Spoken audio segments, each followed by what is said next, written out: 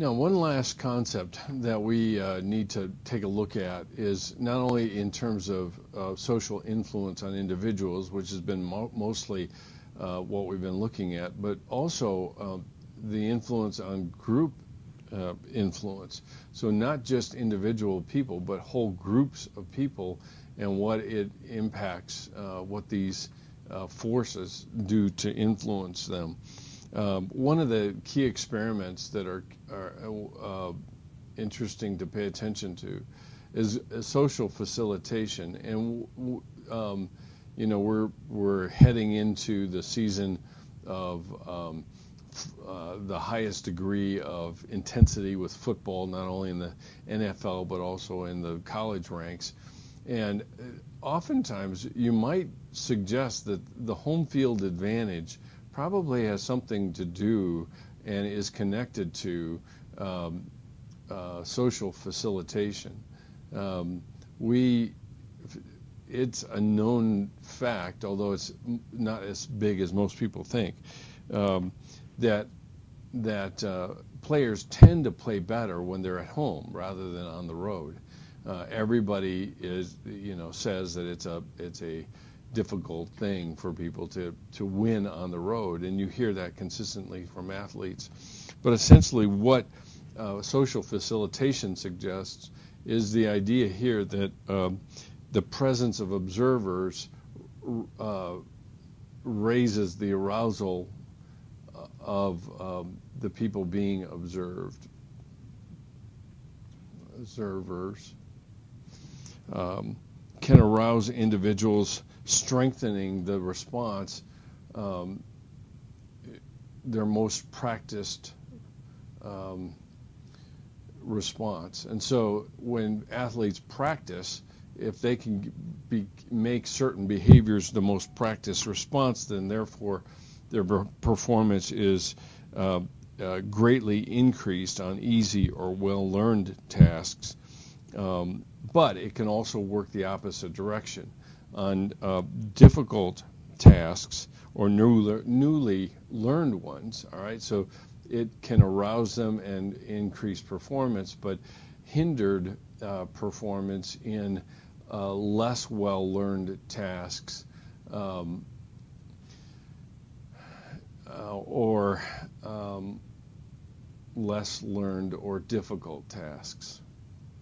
That's oftentimes why we say when somebody is, let's say the first string quarterback is hurt and the backup quarterback is in, he hasn't practiced as much and he doesn't have as many snaps, and so therefore his performance oftentimes is less because he hasn't faced game situations.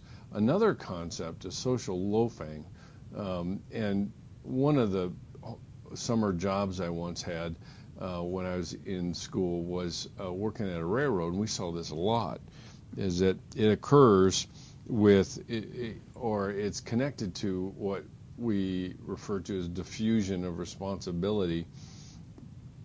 And when more people are involved, then less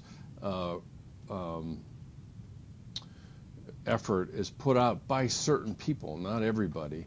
So when you're assigned a group project, usually there's somebody who tends to exert less effort riding on the coattails of the individuals that are in their particular group. The other key concept that is important is de-individuation, and what we see this in a lot of cases, we see in riots and mob actions, if you will, where the person's identity is hidden by the group.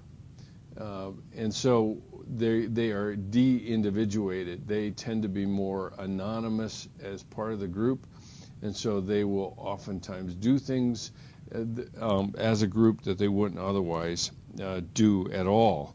So they become less self-aware and less self-restrained, and so therefore they end up doing things that they would never never do themselves, self-aware and self-restrained. I'll just put restrain. Two other key concepts which we're kind of throwing at you here: group polarization. The more you hang with a particular group, the more polarized you become. They show a little example, polarization, sorry about that. They show an example of the blogs in each of the political spectrum areas of left and right, how little overlap there are between them.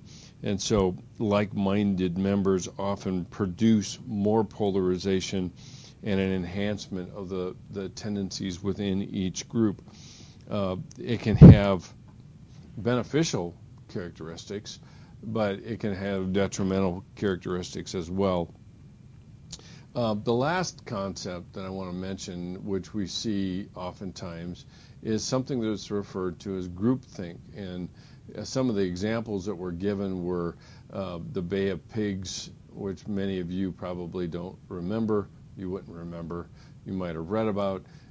It was kind of a standoff between the United States and the old Soviet Union around the placement of missiles in Cuba. And the groupthink was the group of people that were surrounding President Kennedy tended to confer or confirm his conclusions rather than challenge them, and that led to a certain level of groupthink. Another key example here is Watergate.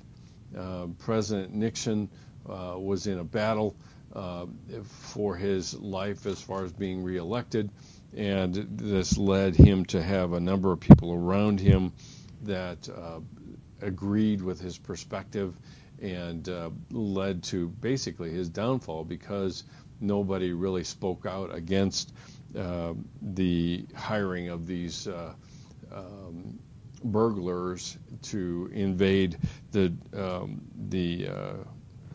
campaign headquarters in the Watergate Hotel, which is actually a place. So it's important to remember that social control and personal control interact. So social control interacts with personal control.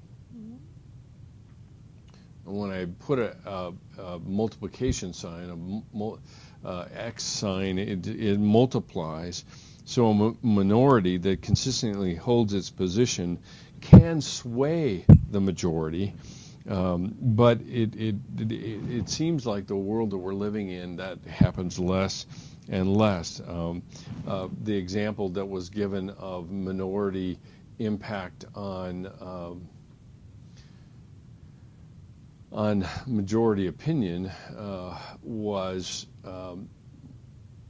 Mahatma Gandhi and his writings around civil unrest or civil disobedience, and it had a huge impact.